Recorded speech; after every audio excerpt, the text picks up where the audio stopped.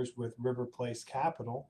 It is Thursday, April the 30th, and wanted to talk about what we've seen move the markets this past week. And we've had quite a bit of headlines move the markets this week, and wanted to break down what those headlines were, why we are moving forward and why we're moving upwards, and why we're on pace to have one of the best months that we've seen in over 20 years in the markets. And so one of the things that has really driven the markets forward, and you really saw it yesterday in the appreciation of the stock market across all indices, was the fact that there is a potential therapy out there that has been proven. It's in phase 3 of its trials. It's remdesivir. It's a drug that has been shown that it has positive effects if caught early of somebody who has COVID-19 or the coronavirus.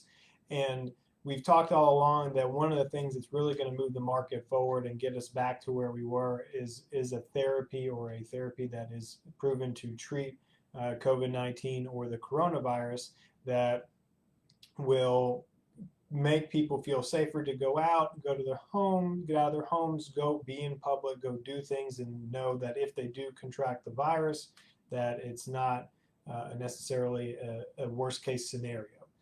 The other thing that's moving the markets forward this week is the optimism that we are moving forward towards opening, or a soft reopening of the economy, in the hopes that we will bounce back relatively quickly after we do reopen the economy, and we will start to see some of the jobs that we've lost come back into the marketplace. However, at the same time, today's jobless numbers came out, and we lost another 3.8 million jobs since this all started and the stay-at-home economy started, which now brings our total jobs lost is upwards of 30 million jobs that have been lost due to the financial impact, or due to the impact of the COVID-19 coronavirus on the economy, and the being shut home, and companies losing revenues and not being able to be open. So a lot of times people come up to me and say, Scott, well, with all of this terrible economic news, the fact that the initial GDP is showing a negative 4.8%, companies are cutting guidance, doing all that, what's causing the markets to be propped up, and what's keeping the markets here? And one of the things that is really important to understand that's going on behind the scenes, we've heard the headlines, I've discussed the headlines about the Fed coming in and providing a lot of stimulus, or buying a lot of corporate debt, which is putting a lot of cash on balance sheets, keeping the credit markets secure, and flooding the markets with liquidity.